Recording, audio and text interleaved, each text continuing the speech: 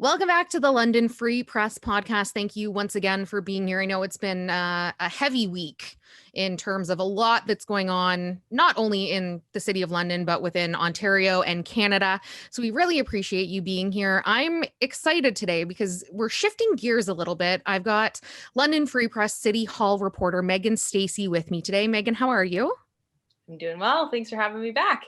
Thank you so much for joining me. I always look forward to chatting with you because you really are our gateway into things that are happening at City Hall and in the City of London in general. And you covered earlier this week a Community and Protective Services Committee meeting, and a hot topic and a huge problem facing our city right now is homelessness.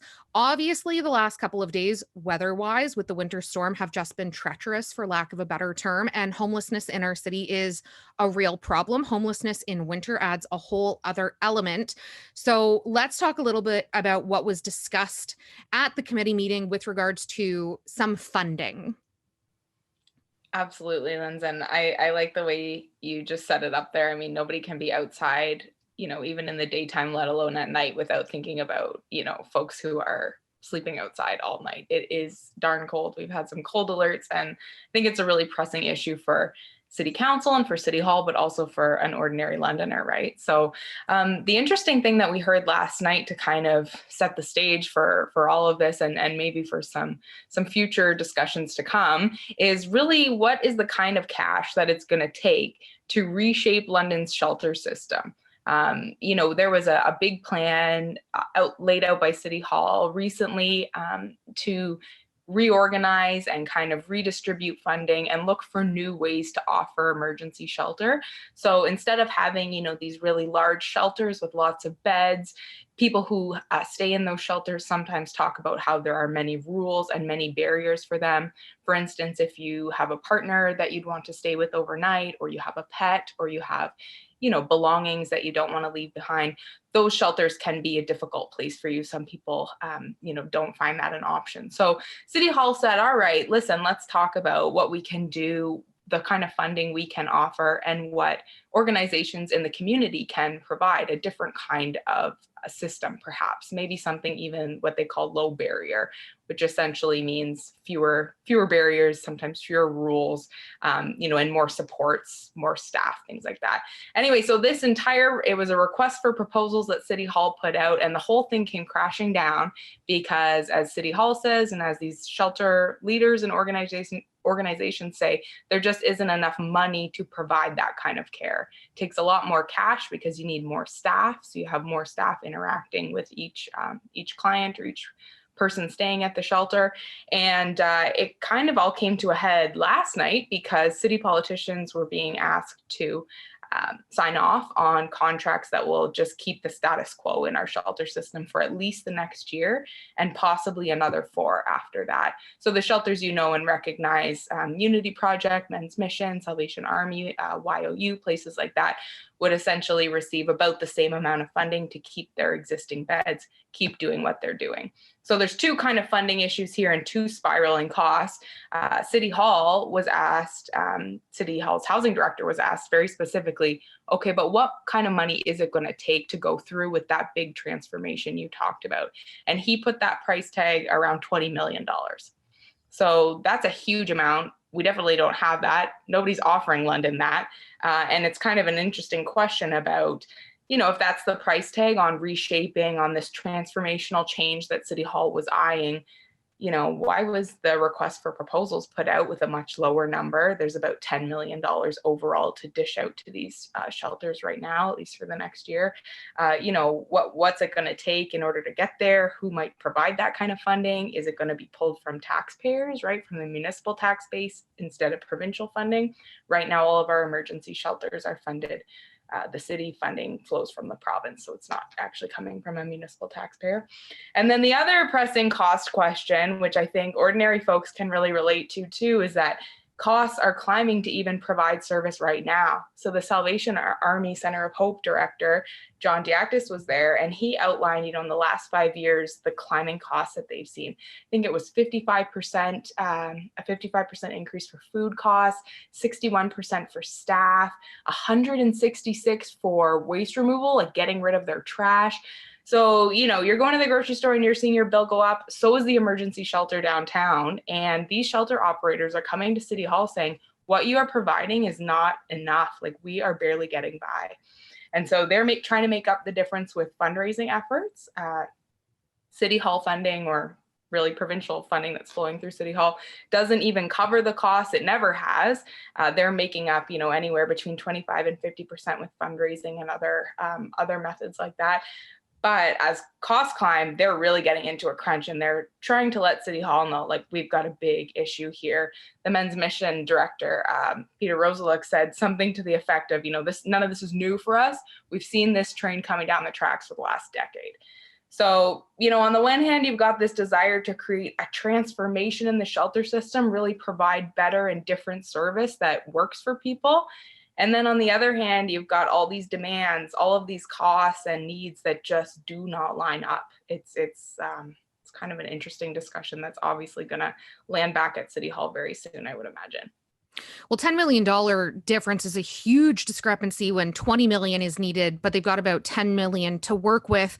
I know that throughout the pandemic, there has been different relief programs and different grant monies given to different things to aid, because the pandemic really threw a curveball and has affected a lot of people and affected homelessness in a big way. What other kinds of things are we looking at? I know the city had also talked about a $1.1 million for housing allowances to secure homes for those who are homeless. Again, though, $10 million, like, I hear that number and that's astronomical. And you make so many valid points. Costs are rising constantly. And $10 million, if that's keeping it status quo, to me as a Londoner, a taxpaying Londoner, I'm just thinking, oh my God, what's going to happen if there's no other money? So what other discussions are we having with regards to pandemic aid? Is there a potential for federal money to come in or provincial money to be injected here into London? Absolutely. Such good questions, Lindsay. I think, and the first point I want to make is that I think a lot of those questions are the same questions that counselors are asking themselves, that, prominent City Hall staffers are asking themselves. And you might just see this, I hope, be a prominent election issue, right? We've got a provincial election coming up and then a municipal election next fall. And I think there is some question. Some people have sort of raised this issue in terms of priorities, right? Where are our priorities? What do we want to fund? Where can we advocate for funding at senior levels of government? So that's one question. And to your point about pandemic funding, the City of London has been receiving a ton of provincial funding specifically to help, folks who are living on the street, homeless Londoners, and other vulnerable folks, as they're sometimes, categorized through COVID, right? There are a lot of needs. Even the shelters that we're talking about were forced to reduce some of their bed counts to provide some more space. And so Kevin Dickens, the City Hall deputy manager who's in charge of housing, told politicians that there is a movement afoot, not just in London, but among other municipalities, to say to the province, hey, that one-time COVID funding that you gave us, let's make that permanent, right? It's got a long acronym. I think it's called Social Services Relief Funding that's come down. But Dickens told the politicians, this has essentially tripled our budget for the homelessness prevention programs that we provide, thanks to that one-time COVID funding that's coming from the province.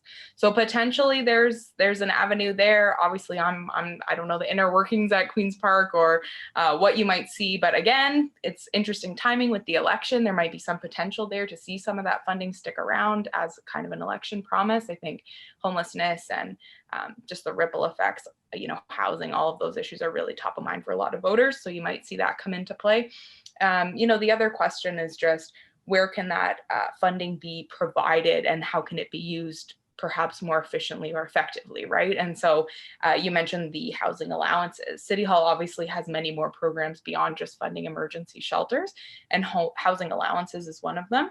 So the goal is for organizations that work with people who are living on the street, who are maybe couch surfing, who are in housing but at risk of becoming homeless, in order to help them find a location, find a home, and stay there, right? Create some stability there. So housing allowances can mean rent top-ups. It can mean helping you with first and last rent. And some of those housing programs are a little bit more broad, maybe helping somebody find the support that they would need in order to stay housed. Obviously, there are a lot of healthcare needs and mental health needs in some cases as well. So City Hall doesn't provide that directly, but they provide cash to community organizations that do some of that work. And of course, City Hall does run some of its own housing programs, just not mental health programs specifically. So there was another about $1.1 million that's earmarked for a number of community organizations doing that kind of homeless prevention work, as City Hall calls it. And that was endorsed also at the Community and Protective Services Committee, and that'll go to council later this month. So that's another option. City Hall is also taking the reins on some affordable housing, new affordable housing builds, right? So that's not super common for the city to actually take the lead on some of those projects. But right now we've got 3 different developments that are either in the works or planned for different areas around the city where City Hall is taking the lead and trying to build some affordable units. So there's always that issue too. A lot of people say, what's affordable? What does that really mean? What's truly affordable, right? So all of those units that are coming online are likely to be below market rents, but they're not likely to be those very deeply subsidized, rent geared to income where you might be paying $300, $400, $500, $600 a month for your place. And those are really the units that, of course, are really in demand for someone who is living on the street or, homeless right now, because social assistance may be the only income that you have coming in. And the shelter allowance that comes through your Ontario Works or your Ontario Disability Support is not very big. That was another point that was made at the committee meeting. You're talking $400, maybe $500 for a single person that's on social assistance. That's the shelter allowance. So we can all imagine what we're paying for rent or mortgage payments. It is not that. And, average rents continue to climb in London. I forget the number, but I think we're maybe $1,300, $1,400 for $1,415 was average 1 bedroom. Yeah. So the discrepancy there, it's just, you really got to wonder, how do you reconcile that? If you are someone receiving social assistance, that's the only income you got coming in right now. How are you making ends meet? Like, how can you even look for an apartment in this market? It's really, really difficult. Yeah, the number discrepancies are astronomical and the numbers don't add up. Something, we are running out of time, but something I want to touch on, and I might sound a little bit ignorant in asking this. We have 2 temporary shelters set up currently for homeless folks in the city through the winter. And we've actually had to use LTC buses because space has been so limited and there is such a demand on those cold, frigid nights to get people off of the streets. What happens when it's not winter? Such a good question, Lindsay. And I'm not sure there's a very easy answer. That came up at committee too. Politicians are asking, what's the game plan here? And really for the second year in a row, we have some sort of temporary winter shelter being offered to people with not much of a game plan, at least not one that's been made public or, shared with us regular Londoners to figure out what does happen afterwards, right? And there was a lot of conversation, a lot of division, a lot of debate about whether this model this winter, which City Hall has repeatedly said is very different than last winter. You've got more isolated locations for these temporary winter shelters, and they're targeted to very specific audiences. So for instance, at the Fanshawe Golf Course, that shelter, people are really handpicked to go there, right? If they are housing ready, paper ready, meaning you've got some ID, you're in on that journey of looking for your housing, versus someone who's maybe struggling with some more severe issues. Anyway, I only say that because there are a lot of questions about what happens next and where should people go. And I think there's starting to be, some real deeper and broader community questions too about how do we plan for things like winter. It's pretty clear that every winter it gets cold here in London. We live in Canada, right? And so those London Transit buses were brought in because there was so much demand for drop-in spaces at a downtown church. That's actually separate from those 2 shelters, kind of another prong of the winter response. And so there is such significant demand that those beds are full every single night. They opened up some overflow now at the Arcade Mission. That's going to be coming offline very soon because renovations are starting at that organization. And so, people, Londoners, are spending, as you say, are being put on buses, city buses overnight because it's urgent and immediate to get people out of the cold. But really, I don't know much about what the game plan is. If you ask city staff, at least in a public forum, like at the committee meeting this week, they talk about focusing on housing programs, trying to make some long-term change by helping people transition either to a stable unit, or sometimes they talk about transitioning people back to the community, which essentially means to an ordinary emergency shelter bed that are open year round. But I don't really have an answer or a good answer to that question about what happens next, what happens in March or April when, those trailers come down and that those temporary shelters aren't an option anymore. It'll be interesting to see, and it'll be interesting to see long-term what comes of this. Recommendations from this committee meeting are going to full council for final approval on February 15th, so not too far away. I will say I think it's good that this is top of mind and such a hot, pressing issue for city councilors, and they're acknowledging that there is an issue in this city.